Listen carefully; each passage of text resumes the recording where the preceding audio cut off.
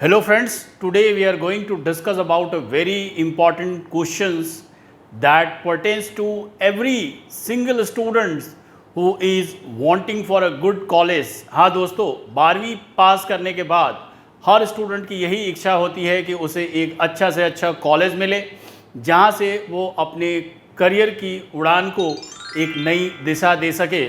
और इसी से संबंधित हमारा आज का वीडियो है और ये वीडियो है CUET के बारे में, that is central university entrance test या CUET। दोस्तों, this is a very significant development on 21st of March 2022, that is on Monday. The UGC chairperson has clarified that for those who are seeking admission into any central university will have to go mandatorily for a common entrance test known as CUET। हाँ दोस्तों, 12वीं कक्षा पास करने के बाद वैसे student जो कि सेंट्रल यूनिवर्सिटी में एडमिशन पाना चाहते हैं उनको ये टेस्ट देना आवश्यक होगा। It will be mandatory for all the students who want to take admission into the central universities. As of now, there are 45 central universities and for all undergraduate courses, यानी 12वीं कक्षा के बाद जो बच्चे ग्रेजुएशन में एडमिशन लेना चाहते हैं उनको 45 सेंट्रल यूनिवर्सिटीज़ के कंबाइंड यानी जो उनका जो कंबाइंड एंट्रेंस टेस्ट है उसमें अपीयर होना पड़ेगा। यही हमारा आज का वीडियो है। जैसा मैंने आपको बताया कि ये टोटल 45 सेंट्रल यूनिवर्सिटीज़ है और इनमें एंट्रेंस के लिए एक ही कॉमन टेस्ट है जैसे कि CUET कहा गया है।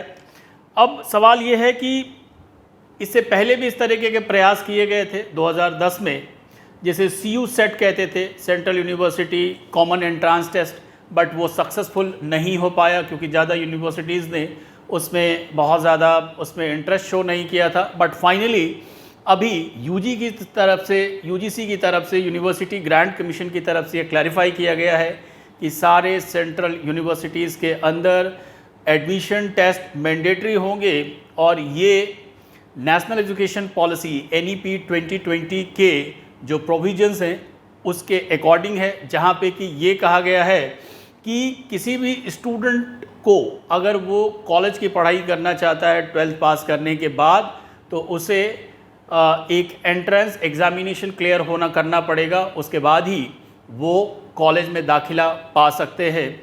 तो इस पर कई तरीके की चर्चाएं थी, हम लोग इसके पॉजिटिव पार्ट्स पे डिस्कस करते हैं।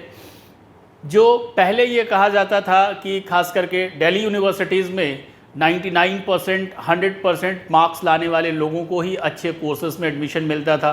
खास करके अगर उनको SRCC Shri Ram college of commerce में पढ़ना हो, लेडी श्री राम कॉलेज में पढ़ना हो, हिंदू कॉलेज में पढ़ना हो, तो यहाँ पे कट ऑफ बहुत ही हाई जाता है और वैसे में बहुत सारे लोग पीछे रह जाते थे।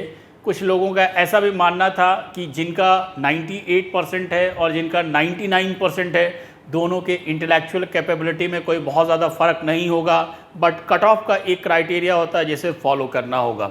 आपको ध्यान होगा लास्ट ईयर एडमिशन प्रोसेस को लेकर काफ़ी सारी कंट्रोवर्सीज अराइज हुई थी और उसमें ये कहा गया कि भारत के अंदर अलग अलग राज्य के अलग अलग बोर्ड्स होते हैं, इंटरमीडिएट बोर्ड्स होते हैं, उसके अलावा ICSE बोर्ड है, CBSE बोर्ड है और सब में जो इवैल्यूएशन का पैटर्न है वो अलग अलग है। ऐसा कहा गया कि कुछ ऐसे बोर्ड्स हैं जो कि लिबरली पेपर इवैल्यूएट करते हैं और उनके बच्चों को ज़्यादा मार्क्स मिलते हैं और इस वजह से यूनिफॉर्मिटी मार्क्स के बेसिस पर हम इस्टेब्लिश नहीं कर सकते हैं।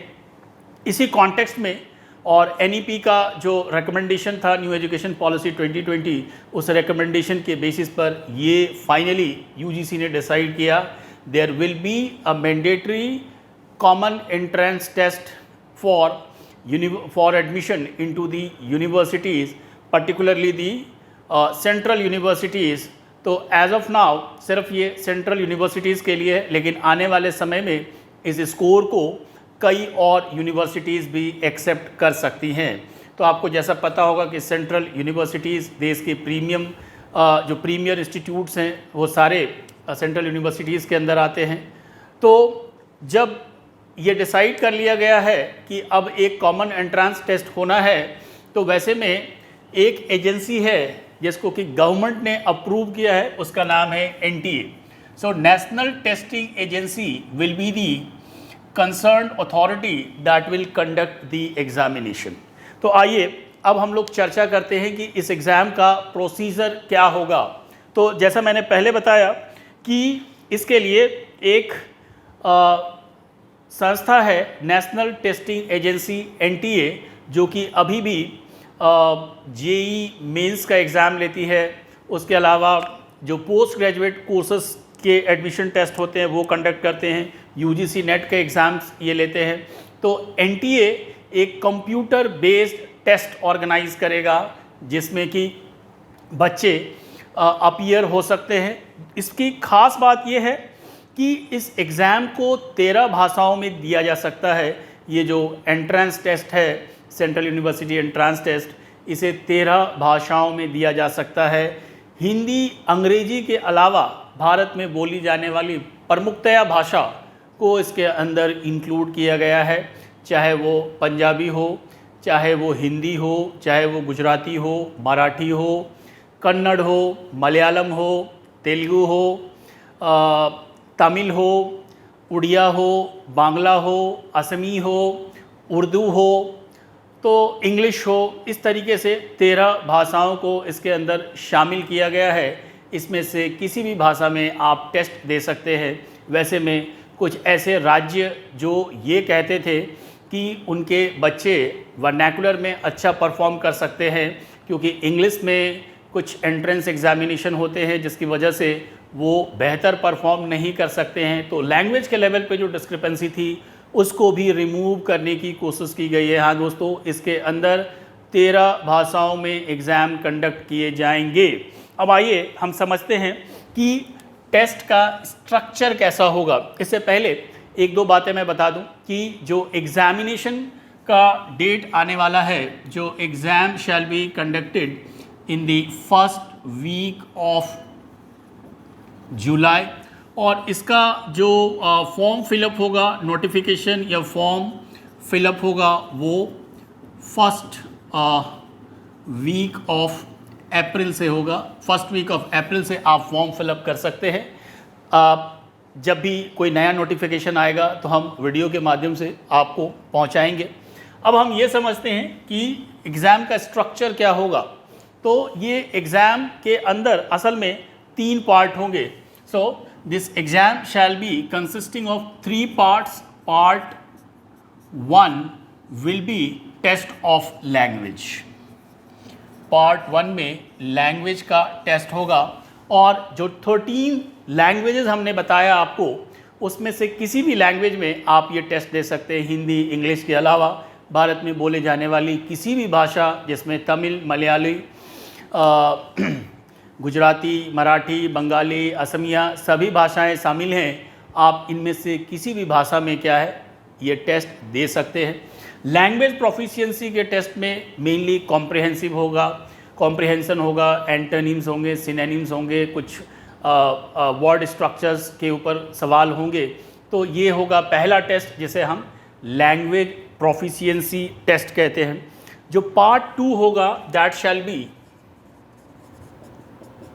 Consisting of domain subject. अब सवाल ये है कि डोमेन स्पेसिफिक या डोमेन नॉलेज से मतलब क्या है।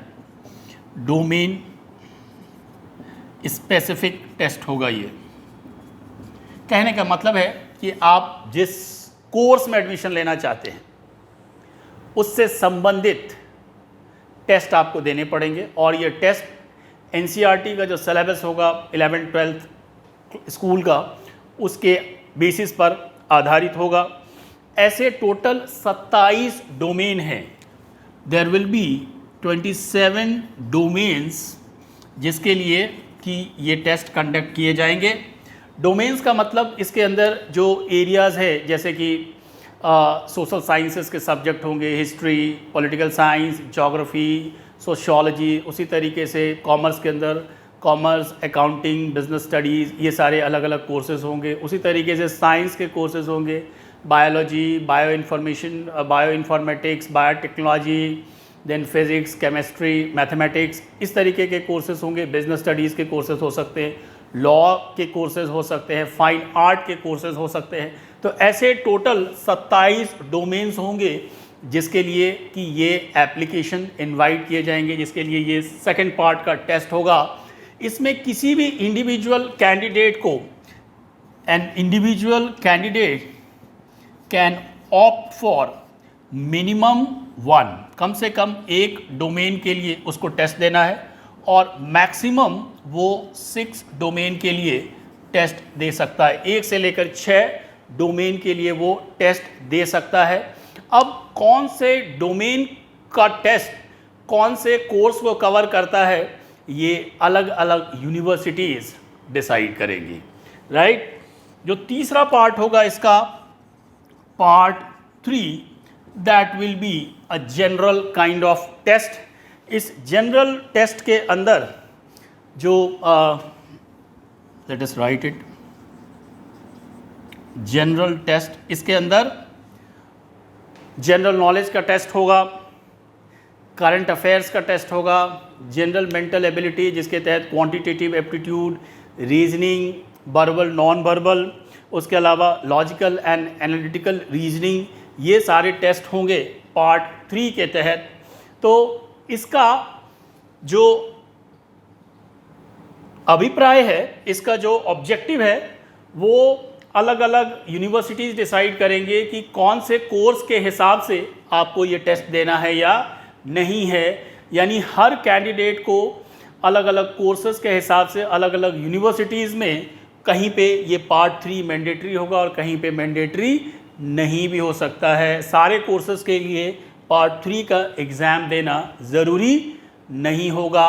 इस पर अभी और भी कुछ क्लैरिफिकेशंस आने हैं कि इसका सिलेबस कैसा होगा। ये सारी चीज़ें यूजीसी आने वाले दिनों में क्लैरिफाई करेगी, और इससे जो एक यूनिफॉर्मिटी है एग्जामिनेशन सिस्टम के अंदर, वो चीज़ें कहीं ना कहीं इंश्योर होगी। तो मैं समझता हूँ कि ये वीडियो आपको पसंद आया होगा। प्लीज़ आपको वीडियो पसंद आया हो तो आप इसे लाइक करिए, शेयर करिए और हमारे चैनल को सब्सक्राइब करिए। जैसे ही इस पर और जानकारी आती है, निश्चित तौर पर हम लोग उस पर वीडियो बनाएंगे और इसको अपलोड करेंगे। Thanks for watching. Thank you.